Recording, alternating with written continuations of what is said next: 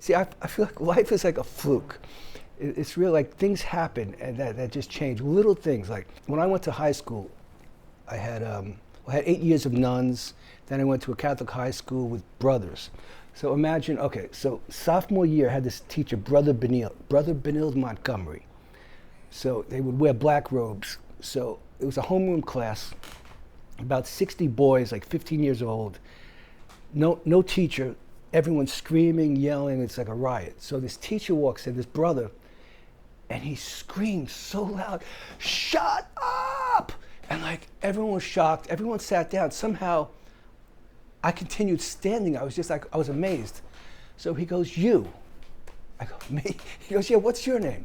Bob Rassiopo. He goes, Robert Rassiopo. He goes, "Write me 250 words on Bertolt Brecht. Have it tomorrow as a punishment." So I didn't do it. The next day he goes, "Well, now it's 500. It kept going on until he says, "Now it's 2,500 words on Bertolt Brecht." So I said, "Oh, I better do it." So I got a book on Bertolt Brecht out of the library and just started copying it and reading it. But then suddenly I said, "Wow, what is this Bertolt Brecht stuff?" So then I got the Threepenny Opera. He wrote Mac the Knife. Mac the Knife, you know it by Bobby Darin, but in the Threepenny Opera, it's like, "Oh, the shark has," and I got it. That brother got me into art. I started writing poetry, and suddenly I said, "Wow, this is great." And I got into like art, and poetry, and then that's what got me into art. And then that changed my whole life. Yes, that one thing. Welcome to a Face Project podcast.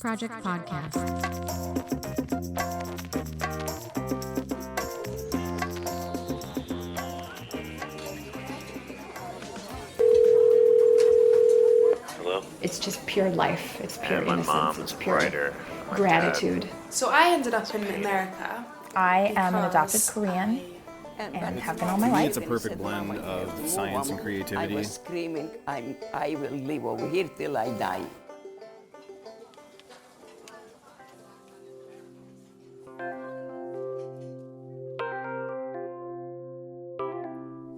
Hi everyone, thanks for tuning in. My name is Natalie Jennings. I'm your host. A Face Project podcast features stories told by people from around the world that broaden our understanding of the human experience. If you haven't yet gone back and listened to some of our previous episodes, you'll find stories from astrophysicists and World War II survivors, Vietnamese tour guides, and traveling musicians. You can listen on iTunes. You can head over to afaceproject.com and listen via your computer. There's also some photo galleries of each storyteller on each story page. So if you're interested in also having a visual to go with the podcast you're listening to, head on over to afaceproject.com. You can also read about our stories that are on the podcast. Transcriptions and photographs of each episode are available in our quarterly print and web magazine. Issues 1 and 2 are available in our store. The print versions are around 90 pages, and the web versions are available to read through on any device. So check out A Face Project's quarterly magazine, the companion to our podcasts, at afaceproject.com.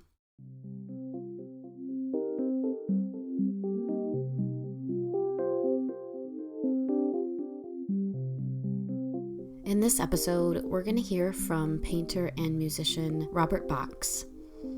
One of the themes of this episode that I am really interested in exploring a little bit is the idea that a fluke or an accident or a stroke of luck can happen in your life and change the trajectory of the rest of your life's path. Kind of like the idea behind the film Sliding Doors, if you're familiar with that. So I wanted to find out from other people if they had experienced a fluke, stroke of luck, or some other unexpected thing in life that changed the course of their life path. And here's what they had to say.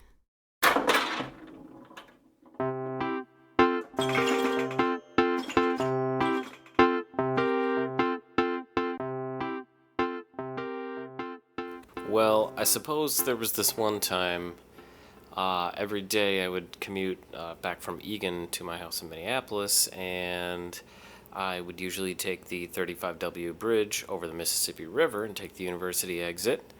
And, about once a month I need coffee, so I don't actually take that bridge. I would go through the downtown exits. And it just so happened that day I thought about it on the way home, like, I should go get some coffee. And that was the day the bridge collapsed. And I would usually be on that bridge at almost exactly that time. So I don't know if it was lucky or a fluke. I like to say coffee saved my life. I went down, I flew down to Miami to sign up for school and brought my then boyfriend with me. And they somehow lost my transcripts, never called me back, came back to Minneapolis and realized that that might be the best thing I've ever done, because I ended up not going to the school, stayed here, got married, had 2 beautiful kids, and consider that the biggest stroke of luck that I've had.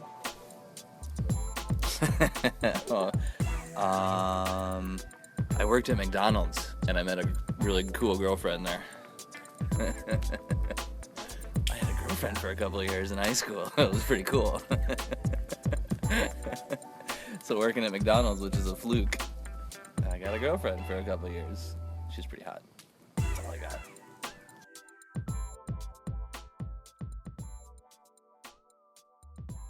One thing that I've noticed since I started thinking about all of this fluke, stroke of luck, unexpected stuff happening, I realized what an incredible miracle, what an incredible accident, maybe accident is the wrong word, but essentially how amazing it is that I'm here existing at all, that any of us are. If I start to think through not necessarily what's happened to me that's fluky or maybe a stroke of luck, but what happened in my parents' lives, in my grandparents' lives, and in their parents' lives, my great-grandparents, and so on and so on and so on, that allowed for me to be here is pretty incredible. There are certainly a few fluky stories in the family tree. Without them turning out the way that they did, I certainly would not be here. So in today's story, you'll hear from artist and musician Robert Box, who I met in my own way as kind of a bit of a fluke. I was walking around Manhattan a few months ago and came across some art that I really liked, particularly a painting of a tomato that was really bright, had beautiful colors. And I've always grown tomatoes with an Italian grandmother. They've always been a huge part of the kitchen windowsill. So I thought, I'll take that home as a little reminder of my trip here and put it on my windowsill. So when I purchased the painting from Robert, we ended up chatting for a little while about all kinds of random stuff. And when I got home, I decided to shoot him an email and just say, hey, there's this podcast. Would you like to be on it? And that's where this story came from today. So I suppose had I taken a different turn down a street in New York City, this story wouldn't be with you either.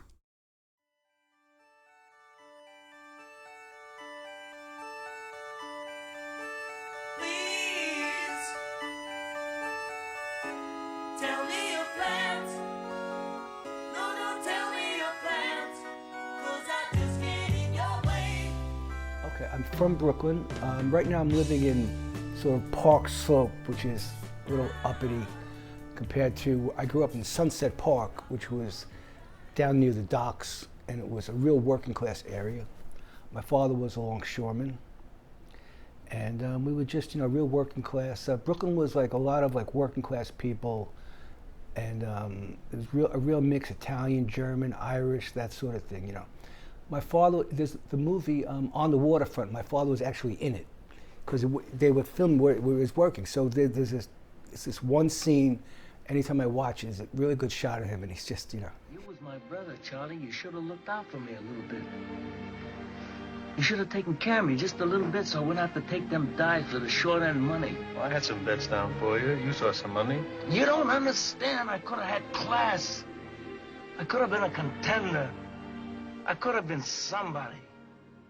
My father's father came through Ellis Island in like 1899, and someone saw the paper from Ellis Island, and his name was Raffaello Racciopo, and occupation, it said peasant. So he was an actual peasant. And that's America. I mean, not that I'm, my grandfather's a peasant, my father's a longshoreman, I'm in quotes an artist, and it's like, that's America. I don't think that happens other places. Because imagine being an actual peasant. I mean, it's like, that's like weird, it's like a serf, so. The funny thing is, it was a very working class area. And the only thing, all you had was sports, fighting, stuff like that. It's just, art really didn't exist in my clique. I joined the art program. They had you could become an art major in high school. I became an art major. And I have this guy, the teacher was brother Jonathan Ringkamp, who was an artist in his own way. He had won a Fulbright. He was really a pretty good artist on his own. So now there's 20 boys in his class. So now the brothers were very rough. It was like really, they were allowed to smack you around. It was like a thing. But usually they would surprise you and smack you. So he gave us an assignment over the weekend, paint something, whatever it was. So Monday morning, turned out not one student in the class did the assignment, not one. So he was really, smoke came out of his ears. He goes, okay, nobody did it, not even, okay, get online and give me your excuse why you didn't do it. If I don't like your excuse, I'm gonna smack you across the face. So now we get online and we're standing on the line. This guy goes, my dog ate it, bam. Oh, I had to help my mother, bam. So like I'm sitting, I'm sweating. What am I gonna say? I had no excuse. So I got up to me and I go, Brother Jonathan, I have no excuse. I just didn't do it. He pulls his arm back and stops right at my face. And he goes, you told the truth, sit down. He didn't hit me. So after that, I became great friends with this guy, and I really learned a ton of art from this guy. Yeah, so it's just weird, that's a strange story. So it's, I mean, you couldn't do that nowadays, but they were, that was part of it. It's sort of dated back to the 18th century, spare the rod, whatever. But, and that, it's an all-boy high school, so it's crazy anyway, And then I got kicked off the tennis. I was on the tennis team, but see, the school you couldn't have long hair, but the sports guy, this guy, Mr. Nash, the gym teacher, you had to have shorter hair than the rest of the school. And he said, you got to cut your hair. And I said, no, I'm good with the school. He said, no, I make my own rules. And I protested, but so I quit the tennis team, whatever. That was the end of my athletic career. But so I got, I did art, and then I graduated, went to school of visual arts. And the first year was great. And the second year, it's hard to imagine, like I talked to like people your age about the 60s, Vietnam and the world. I mean, the world's sort of crazy now with Donald Trump, but it was really crazy then. Well, when Kent State happened, where 4 kids were killed. So all college, everything went nuts. And there was just constant demonstrations. School went on strike for a month. And then I just dropped out. I dropped out.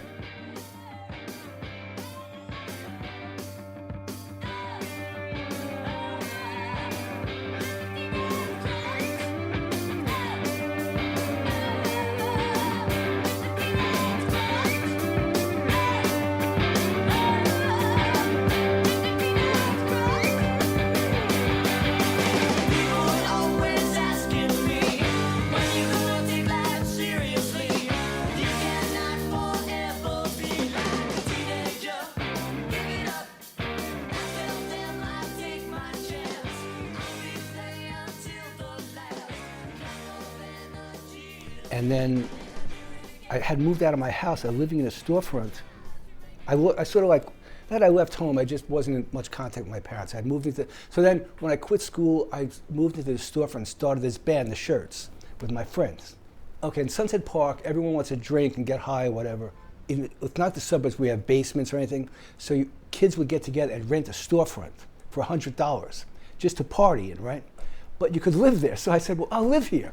And I slept on a couch, and my rent was $10 a month. So I would drive a cab 2 or 3 days a month and just write music and work on music and paint. I was painting also then. And so this crazy bohemian existence. Also then when I dropped out, okay, when you go to college, you get a deferment. So now I lost my deferment. So I got a letter, I had to go to my draft board.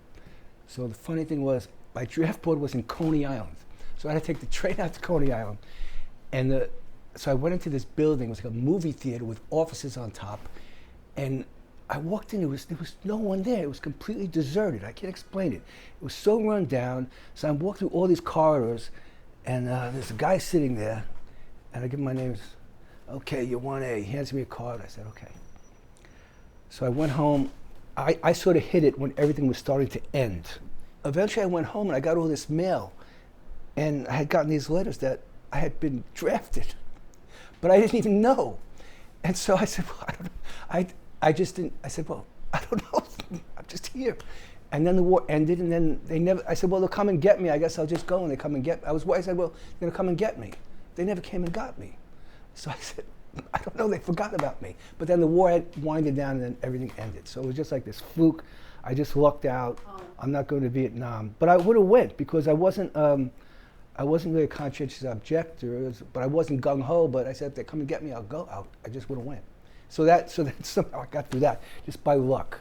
And a few kids that actually came back, they just came back as junkies. That was, a lot of guys came back with real drug problems, and they never got better. That was the real horror. I mean, dying, I know, of course, dying, but who knows, it's crazy. I mean, now we're friends with Vietnam, all these people, I don't know. That's like over my head, the thing of politics and war, I don't.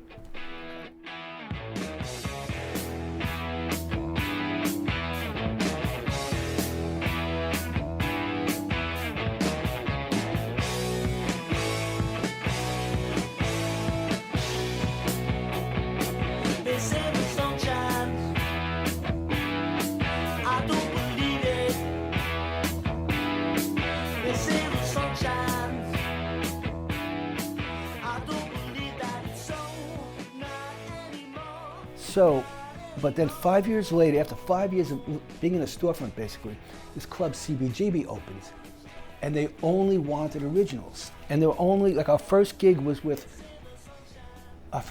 with Television. Our second gig we played with the Talking Heads, and everyone was nobody. We sort of, we were influenced by the Beatles, the Stones, and so we had a sound, hard, sort of pop rock. We had a female singer, Annie Golden, who's sort of famous now. She's in Orange is the New Black. Her name is Annie Golden. She went on to be an actress. So it was sort of like a pop, they called us like a pop, new wave. New wave was the term for pop, sort of like a Blondie, Blondie and something like that. And we just kept playing, and we got a manager, and then we played CBGBs, and record people were coming down there. It was like, I mean, you could go in there and you'd actually be sitting next to David Bowie. People just came there. It was like this magical place. And like almost all the bands got signed. And then eventually we got passed on. Like we had a manager, this guy Hilly Crystal actually was the owner of CBGB, was our manager. And we got like Capitol passed on us. But then one night this guy from EMI was there, this guy Nick Mobbs. The guy who signed the Sex Pistols happened to be in CBGBs. We were playing. Well, this is really amazing. So then we lived in a house, and like we just refused to take jobs. We just couldn't work. So Hilly gave us a moving truck. We used to do moving jobs, but it was like, we rented a brownstone in Brooklyn, right? And we couldn't pay the rent. They turned the electric off. It was basically over. It was really weird. So we were sitting in the kitchen one night with candles, and it's the winter now. And we were so destroyed, but we didn't care when we had no heat, like the landlord turned off the heat, everything, but as long as we had electric, but then they turned off the electric, so we couldn't even practice anymore. We couldn't even play. So we were sitting there drinking beer with candles, and we were in the kitchen, and like one night we started throwing, we had candles, we made a big fire on the table, and it was like, fuck it, we're like so doomed. And then we doused the fire, and we all just went into our rooms. The next morning, our manager got a telegram from EMI saying, caught the shirts at CBGB's last night, must sign them, we'll be in touch. So then at the lowest point, it's like a Cinderella story. The next morning after that night, our manager called us and says, you guys got a deal. And we signed a deal with EMI. Like about a month later, we're on a plane to England to record our first record. And we were on the balcony. This is a balcony of on Tottenham Court Road in London. We spent like 3 months in London recording a record. And it was just like, and then it was like a whirlwind of like really 5 great years. See, our thing was get a record deal and then that's it. But that's when we didn't realize the work started then.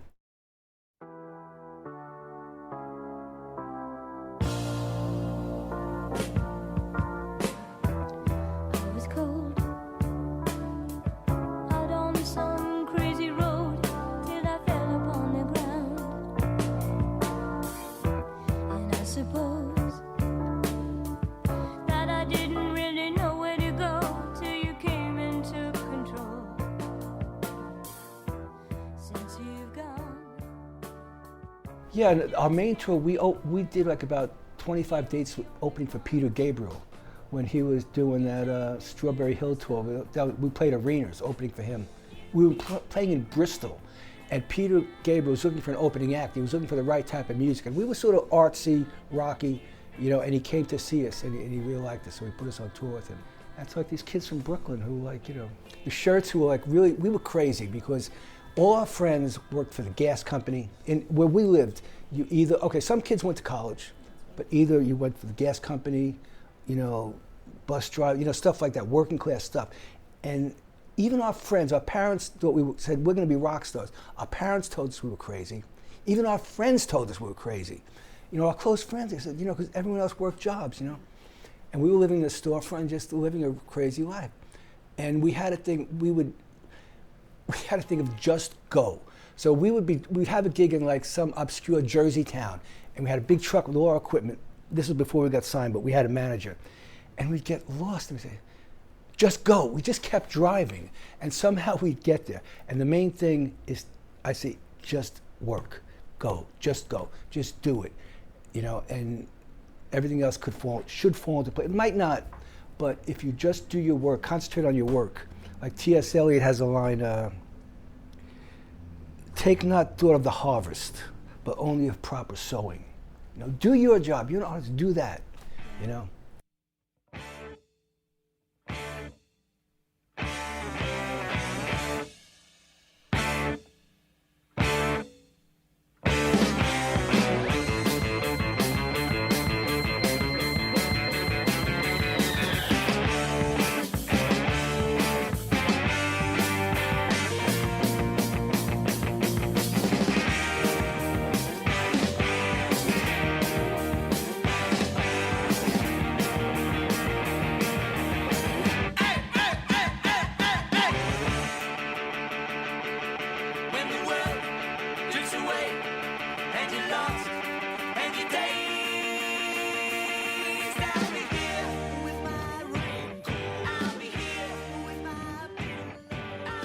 But we were sort of like, we weren't that smart about business. I would say we weren't smart, but we just didn't even want to deal with it. And if we had a great, incredible manager, it would have been good, but our manager was like nutty too, so. We had like 5 great years. We had 3 years, we did 3 albums on Capitol, and we always used to go up there, they were friendly. After our 3rd record, like the way the corporate world works, which we didn't know, all of a sudden they wouldn't take our phone calls. I said, what happened? They didn't pick up the 4th option. But they don't tell you, they don't say, well, we're not picking it up. They just, like, the wall goes up. It's like, I compared it to like there's a novel by Franz Kafka called The Castle. I don't know if you ever read it. It's like this guy goes, I gotta get into the castle. And his whole thing is trying to get into this castle, but it's like impossible. But he keeps going on all these, meeting all these. So it's sort of like that. It's like there's like a wall that goes back up.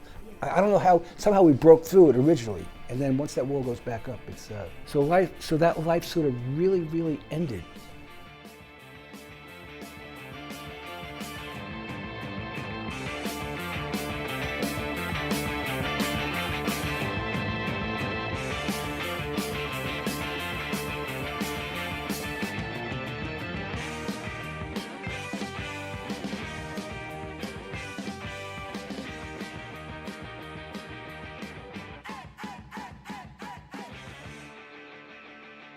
I didn't know how to balance a checkbook because our manager, they paid our rents, they paid everything. It was like, we were like children. So it was sort of depressing.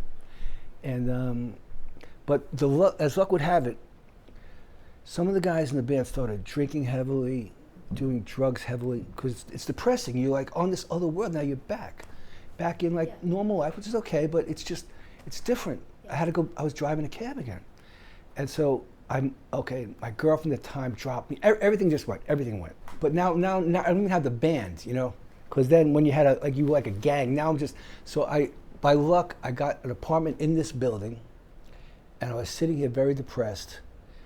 And I had no electric. Somehow, something wrong with the electric. For the first month I lived here, I didn't have any electric. I was sitting here, but luckily across the street were 10 tennis courts. So I started playing tennis again. And it just, like I didn't get into drinking, I became obsessed with tennis. And that got me through when I was driving care, whatever. Then I met Jane, so a lot of good things. Jane really helped me a lot. It just worked out.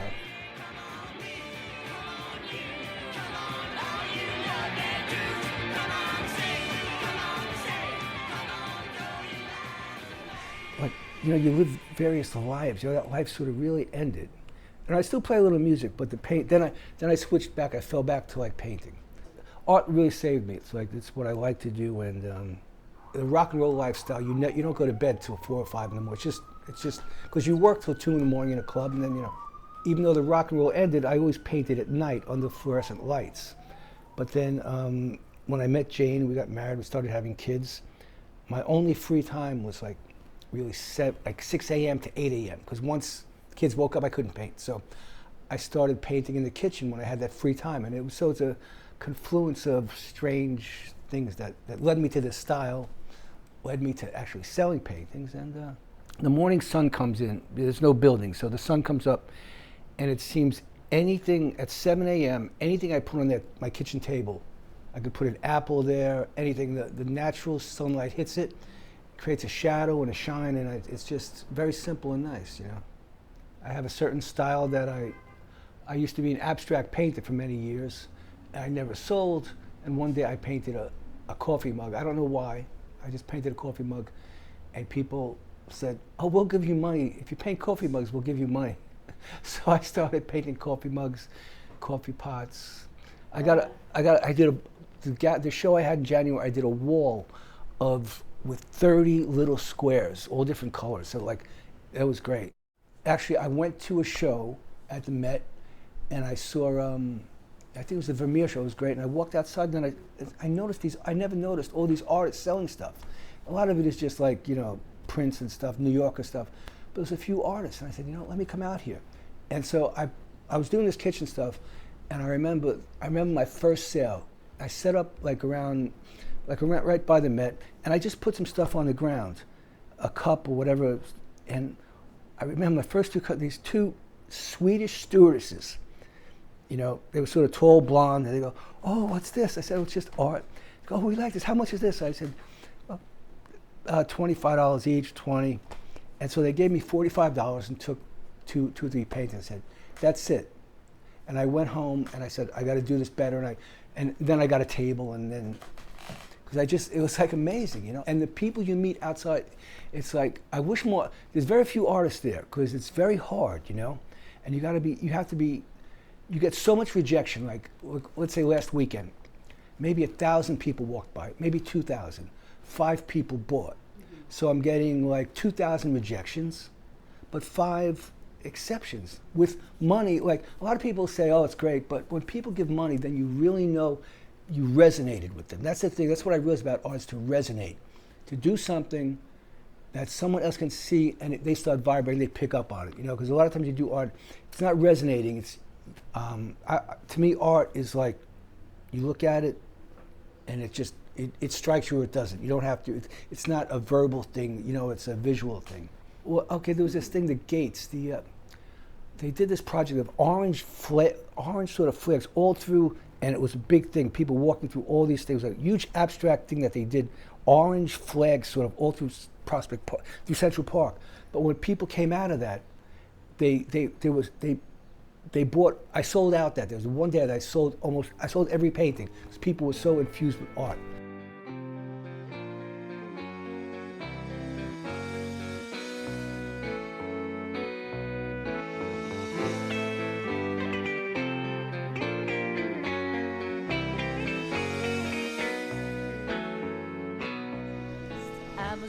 You have to go through a lot of rejection. If you don't get lucky early, you'll probably give it up, you know. But I sort of like, art is weird. It's like, it can give you a lot. Like, trying to explain, what does it give you? It gives you, you forget about life and death. When you're really in the middle of it, you're not aware of yourself, you know, you're not self-conscious, you know, like the ego, whatever that is, seems to float away, and then you wake up and you go, oh yeah, then you start thinking, then the ego comes back and says, oh yeah, this art is good, blah, blah, blah. But in the experience of doing it, creating something new, is, I always worried, I said, wow, what if people just stop buying art because they don't need it?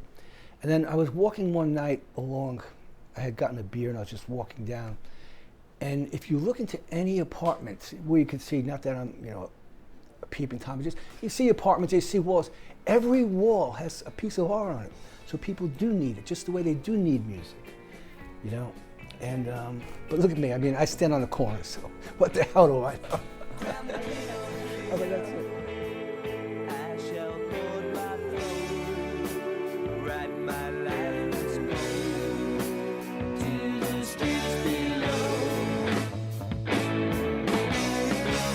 Everybody knows when the whistle blows, it's time for you to go. Yes, go. Yes, go.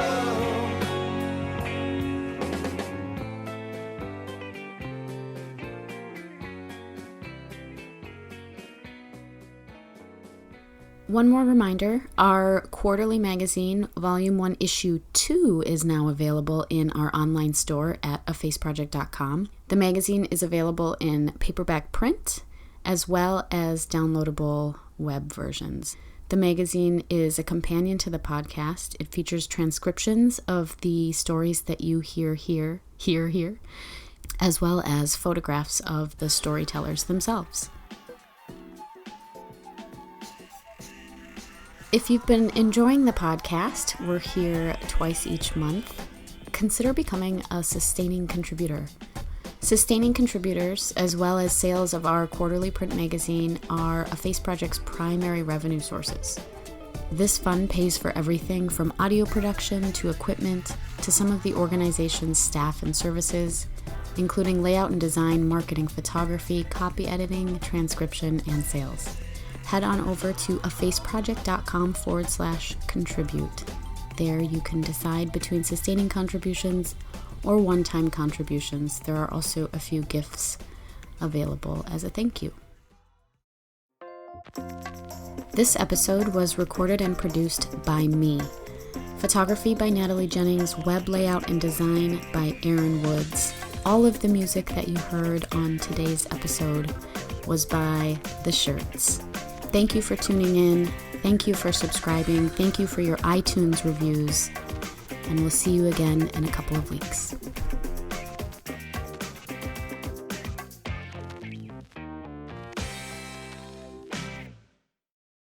You know, you see art schools and everything. Art schools are very, very, one of the reasons I dropped out of art school, there's another interesting story.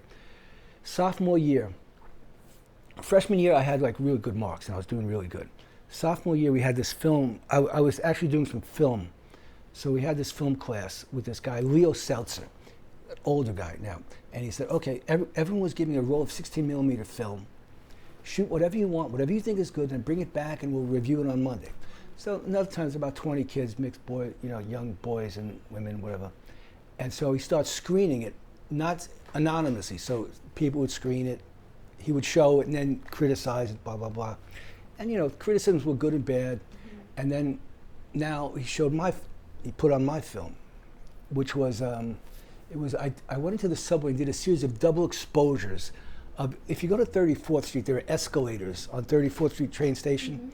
And I did double exposures, black and white, of people going up and down. So after a while, it was like double and triple, like it was all these people going through each other. And it was just a roll of black and white, 16 millimeter. So now I'm sitting there and my film shows that film.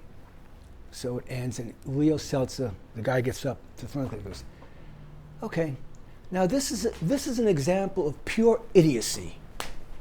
So, I mean, no one knows it's me, but I know it's me. So like now I'm 19 and like as an artist, it's like, you know, you still, so that's part one of this story. So then I was like, oh fuck, it really destroyed me. But so then later that day, there was a little screening, they had screening rooms where I was on a little projector, I'm screening this film.